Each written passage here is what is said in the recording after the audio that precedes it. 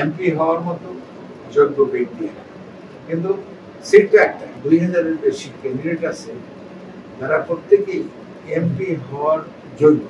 রাজনীতি যদিও আমরা থিওরিটিক্যালি বলি আর্ট অফ নেগোসিয়েশন,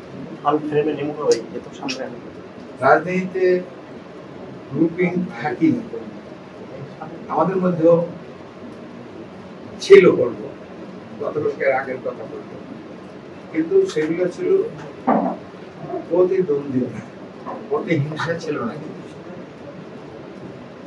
আর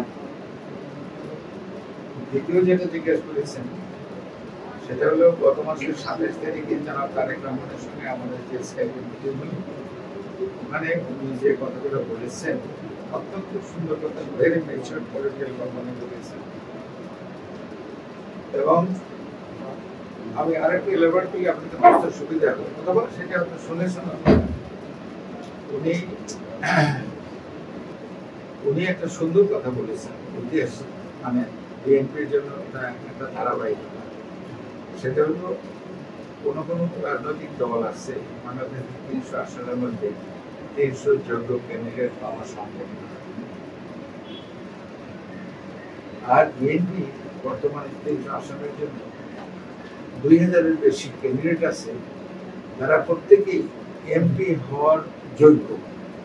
এটা না যে বিগত দিনে যে অযোগ্য ব্যক্তিদেরকে নমিনেশনের বদলে সিলেকশন করেছে, ইলেকশনের বদলে সিলেকশন করে তাদেরকে এমপি বানানো হয়েছে এবং সংসদের মতো পবিত্র সংসদ জায়গাকে অপবিত্র করছে। এইটা না, এই যে 2000-এর বেশি কথা বলছি আমি, এটা কিন্তু অফিসিয়ালি আমাদের কাছে লিস্ট, এবং প্রত্যেকেই এমপি হওয়ার মতো যোগ্য ব্যক্তি, কিন্তু সিট তো একটা, একজনকেই দেওয়া যাবে।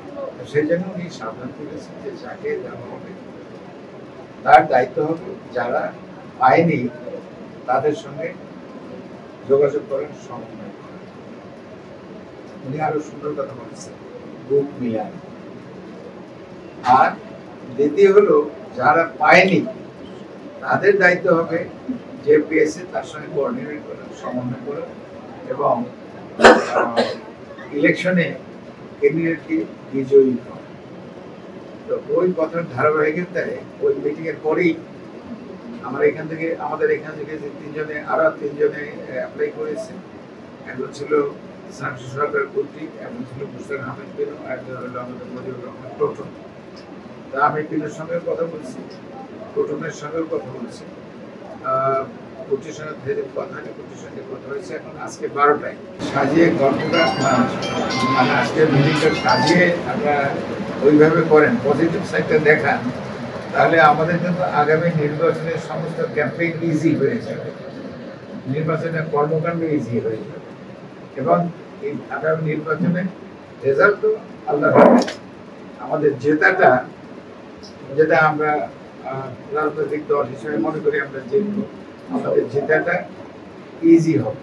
তো সেজন্য আমি আপনাদেরকে আন্তরিকভাবে অত্যন্ত বিনয়ের সাথে অনুরোধ করব যে কথাগুলো আমাদের ভুল ত্রুটি কিছু থাকলেও, ইনএকুরেসি থাকলেও আপনারা নিজ গুণে ক্ষমা করে দিয়ে আপনারা কারেক্ট করে পজিটিভ সাইডটা তুলে ধরেন। ভোটার তো আপনারা বলতে পারেন আমাকে নির্বাচন করবেন কি করবেন না। তো যাই হোক, কথাটা হলো নির্বাচিত হইলে আমার অগ্রাধিকার কি থাকবে, উত্তর আপনারা দিয়ে দিয়েছেন, উন্নয়ন, কর্মসংস্থান না শিক্ষা। তো আমি তো মনে করি এই তিনটেই আমার ক্রাইটেরিয়া থাকবে, অগ্রাধিকার থাকবে, এর সঙ্গে আরো থাকবে ন্যায় বিচার থাকবে। তারপরে আমাদের যে আমাদের বিরুদ্ধে যে 5 লক্ষ মামলা সব কিন্তু ভুয়া মামলা, আপনারা জানেন। এইসব মামলায় যারা ভিকটিম হয়েছে, যাদের অপূরন্ত ক্ষতি হয়েছে, তাদের ক্ষতি পুষিয়ে দেয়, সাহায্য সহযোগিতা করেন, মামলায় সাহায্য করেন। আর যেসব জিনিস আমরা প্রমিস করেছি 31 দফার মাধ্যমে, যেসব জিনিস আমরা প্রমিস করেছি সেগুলোকে ফুলফিল